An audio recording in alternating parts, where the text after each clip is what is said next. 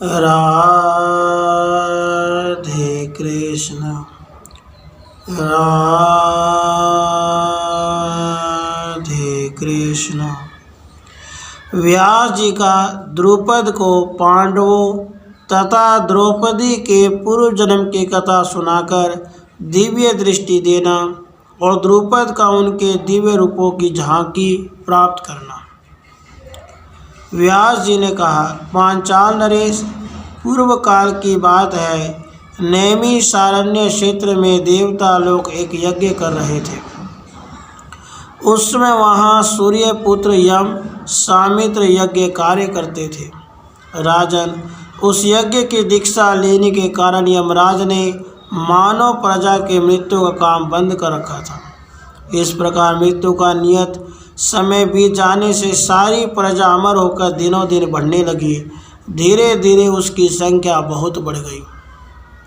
चंद्रमा, इंद्र, वरुण, कुबेर, साध्यगण, रुद्रगण, वसुगण, दोनों अश्वनी कुमार तथा अन्य सब देवता मिलकर जहाँ सृष्टिकर्ता प्रजापति ब्रह्मा जी रहते थे वहाँ गए।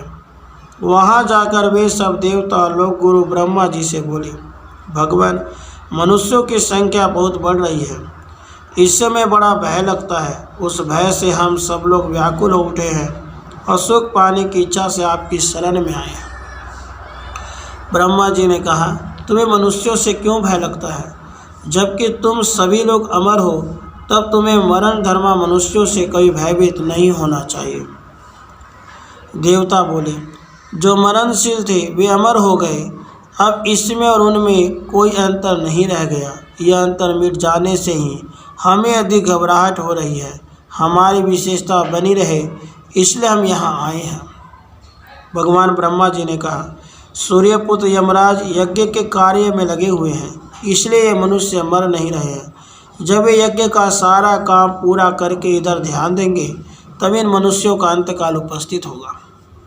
तुम लोगों के बल के प्रभाव से जब सूर्य नंदन यमराज का शरीर यज्ञ कार्य से अलग होकर अपने कार्य प्रयुक्त होगा, तो वही अंतकाल आने पर मनुष्यों की मृत्यु का कारण बनेगा। उस समय मनुष्यों में इतनी शक्ति नहीं होगी कि वे मृत्यु से अपने को बचा सके। व्यास जी कहते हैं, राजन, तब वे अपने पूर्वज देवता ब्रह्मा जी का वचन सुनकर फिर वहीं चले गए जहाँ सब देवता यज्ञ कर रहे थे। एक दिन वे सही महाबली देवगण गंगा जी में स्नान करने के लिए गए और वहाँ तट पर बैठे। उसी समय उन्हें भागीरथी के जल में बहता हुआ एक कमल दिखाई दिया। उसे देखकर वे सब देवता चकित हो गए। उनमें सबसे प्रधान और शूरवीर इंद्र उस कमल का पता लगाने के लिए गंगा जी के मूल स्थान की ओर गए। गंगोत्री के पास, जहाँ गंगा देवी का जल सदा अविचल रूप से झरता रहता है, पहुंचकर इंद्र ने एक अग्नि के समान तेजस्विनी युवती देखी। वह युवती वहां जल के लिए आई थी और भगवती गंगा जी की धारा में प्रवेश करके रोती हुई खड़ी थी। उसके आंसुओं का एक एक बूंद जो जल में गिरता था, वहाँ सुवर्णमय कमल बन जाता था। यह अद्भुत दृश्य देखकर वज्रधारी इंद्र ने उस समय उस युवती के निकट जाकर पूछा, भद्रे, तुम कौन हो और किस लिए रोती हो? बताओ, मैं तुमसे सच्ची बात जानना चाहता हूँ। युवती बोली, देवराज इंद्र, मैं एक भाग्यहीन अबला हूँ। कौन हूँ और किस लिए रो रही हूँ, यह सब तुम्हें ज्ञात हो जाएगा। तुम मेरे पीछे पीछे आओ, मैं आगे आगे चल रही हूँ। वहाँ चलकर स्वयं ही देख लोगे कि मैं किस लिए रोती हूँ। व्यास जी कहते हैं, राजन, यूँ कहकर आगे आगे जाती हुई उस स्त्री के पीछे पीछे उस समय इंद्र भी गए। गिरिराज हिमालय के शिखर पर पहुंचकर उन्होंने देखा, पास ही एक परम सुंदर तरुण पुरुष सिंहासन से बैठे हैं। उनके पास एक युवती भी है। इंद्र ने उस युवती के साथ उन्हें क्रीड़ा विनोद करते देखा। वे अपनी संपूर्ण इंद्रियों से क्रीड़ा में अत्यंत तन्मय हो रहे थे, अतः इधर उधर उनका ध्यान नहीं जाता था। उन्हें इस प्रकार असावधान देख देवराज इंद्र ने कुपित होकर कहा, महानुभाव, यह सारा जगत मेरे अधिकार में है, मेरी आज्ञा के अधीन है, मैं इस जगत का ईश्वर हूँ। इंद्र को क्रोध में भरा देखकर वे देव पुरुष हंस पड़े। उन्होंने धीरे से आँख उठाकर उनकी ओर देखा। उनकी दृष्टि पड़ते ही देवराज इंद्र का शरीर स्तंभित हो गया, अकड़ गया। वे ठूंठे काठ की भांति निश्चेष्ट हो गए। जब उनकी वह क्रीड़ा समाप्त हुई तब वे उस रोती हुई देवी से बोले, इस इंद्र को जहाँ मैं हूँ यही मेरे समीप ले आओ, जिससे फिर इसके भीतर हिमान का प्रवेश न हो। उसके बाद उस स्त्री ने ज्यों ही इंद्र का स्पर्श किया, उनके सारे अंग शिथिल हो गए और वे धरती पर गिर पड़े। तब उग्र तेजस्वी भगवान रुद्र ने उनसे कहा, इंद्र, फिर किसी प्रकार भी ऐसा घमंड न करना। तुम में अनंत बल और पराक्रम है, अतः इस गुफा के दरवाजे पर लगे हुए इस महान पर्वतराज को हटा दो और इसी गुफा के भीतर घुस जाओ, जहाँ सूर्य के समान तेजस्वी तुम्हारे जैसे और भी इंद्र रहते हैं। उन्होंने उस महान पर्वत की कंदरा का द्वार खोलकर उसमें अपने ही समान तेजस्वी अन्य 4 इंद्रों को भी देखा। उन्हें देखकर वे बहुत दुखी हुए और सोचने लगे, कहीं ऐसा तो नहीं होगा कि मैं भी इन्हीं के समान दुर्दशा में पड़ जाऊं। तब पर्वत पर शयन करने वाले महादेव जी ने आंखें तरेर कर कुपित हो वज्रधारी इंद्र से कहा, सतकर तो तुमने मूर्खतावश पहले मेरा अपमान किया, इसलिए अब इस कंदरा में प्रवेश करो। उस पर्वत शिखर पर भगवान रुद्र के योग कहने पर देवराज इंद्र पराभव की आशंका से अत्यंत दुखी हो गए। उनके सारे अंग शिथिल पड़ गए और हवा से हिलने वाले पीपल के पत्ते की तरह वे थर थर काँपने लगे। वृषभ वाहन भगवान शंकर के द्वारा इस प्रकार सहसा गुहा प्रवेश की आज्ञा मिलने पर कांपते हुए इंद्र ने हाथ जोड़कर उन अनेक रूपधारी उग्र स्वरूप रुद्र से कहा, जगत योनि, आप ही समस्त जगत की उत्पत्ति करने वाले आदि पुरुष हैं। तब भयंकर तेज वाले रुद्र ने हंसकर कहा, तुम्हारे जैसे शील स्वभाव वाले लोगों की यहाँ प्रसाद की प्राप्ति नहीं होती। ये लोग भी पहले तुम्हारे ही जैसे थे, अतः तुम भी इस कंदरा में घुसकर शयन करो। वहाँ भविष्य में निश्चय तुम लोग ऐसे ही होने वाले हो। तुम सबको मनुष्य योनि में प्रवेश करना पड़ेगा। उस जन्म में तुम अनेक दुस्सह कर्म करके बहुतों को मौत के घाट उतारकर पुनः अपने शुभ कर्मों द्वारा पहले से ही उपार्जित पुण्य आत्माओं के निवास योग्य इंद्रलोक में आ जाओगे। मैंने जो कुछ कहा है वह सब कुछ तुम्हें करना होगा। इसके सिवा और भी नाना प्रकार के प्रयोजनों से युक्त कार्य तुम्हारे द्वारा संपन्न होंगे। पहले के 4 इंद्र बोले, भगवान, हम आपकी आज्ञा के अनुसार देवलोक से मनुष्य लोक में जाएंगे, जहाँ दुर्लभ मोक्ष का साधन भी सुलभ होता है। परंतु वहाँ में धर्म, वायु, इंद्र और दोनों अश्वनी कुमार यही देवता माता गर्भ में स्थापित करें। उसके बाद हम दिव्य अस्त्रों द्वारा मानव वीरों से युद्ध करके पुनः इंद्रलोक में चले आएंगे। व्यास जी कहते हैं, राजन, पूर्ववर्ती इंद्रों का यह वचन सुनकर वज्रधारी इंद्र ने पुनः देवश्रेष्ठ महादेव जी से इस प्रकार कहा, भगवान, मैं अपने वीर्य से अपने अंशभूत पुरुष को देवताओं के कार्य के लिए समर्पित करूंगा। जो इन 4 के साथ 5वां होगा उसे मैं स्वयं ही उत्पन्न करूंगा। विश्वभुक, भूताधामा, प्रतापी इंद्र, शिवी, चौथे शांति और 5वें तेजस्वी, यही उन 5 के नाम हैं।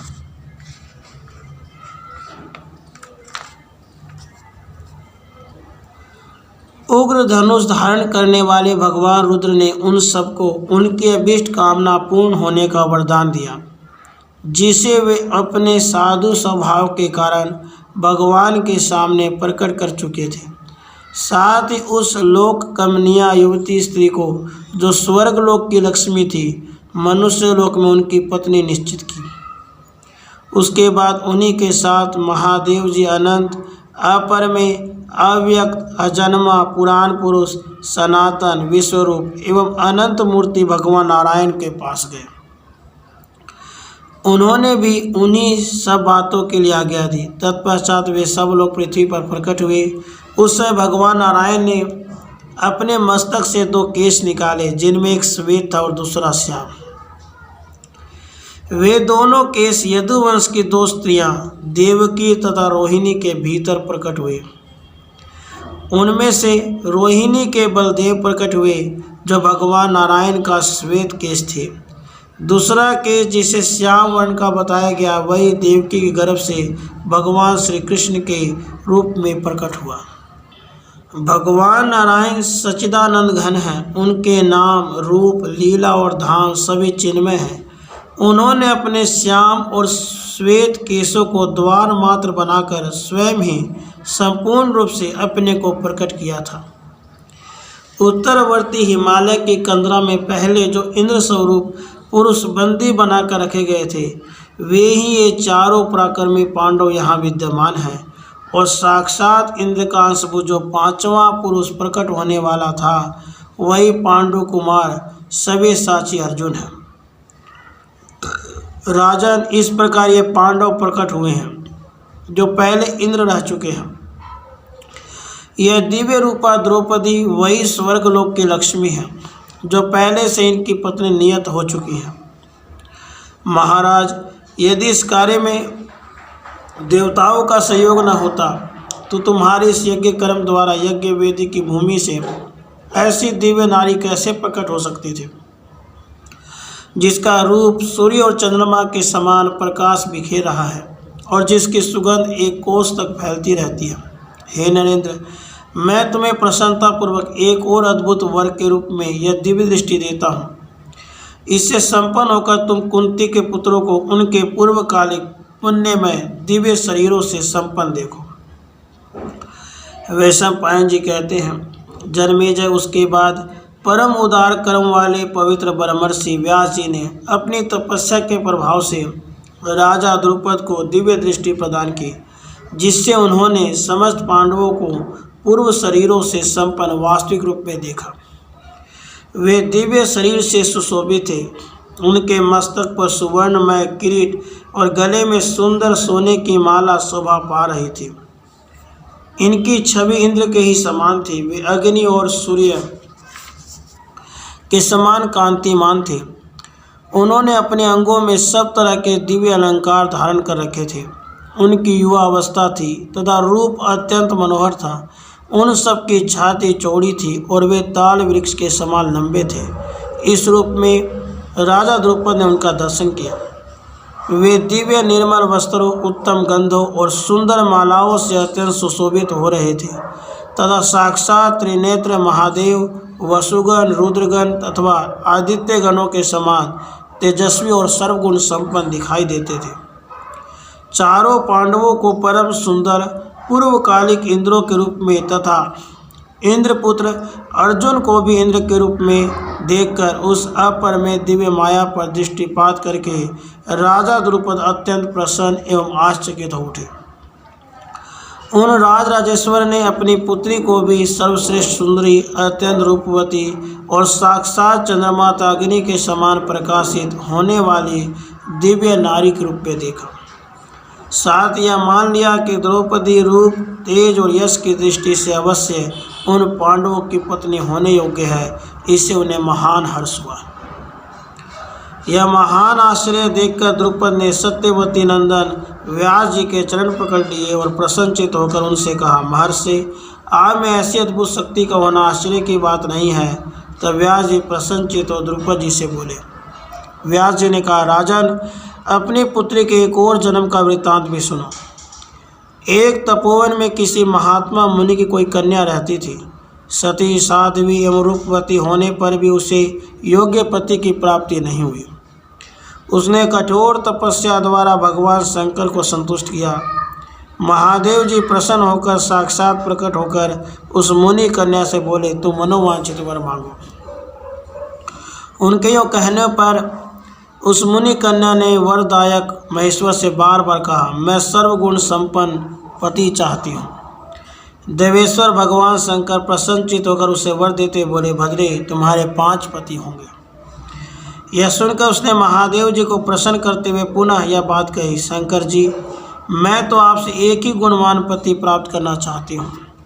तब देवादिदेव महादेव जी ने मन ही मन अत्यंत संतुष्ट होकर उससे शुभ वचन कहा, भद्रे, तुमने पति दीजिए वाक्य को 5 बार दोहराया, इसलिए मैंने जो पहले कहा है वैसा ही होगा, तुम्हारा कल्याण हो। किंतु तुम्हें दूसरे शरीर में प्रवेश करने पर यह सब होगा।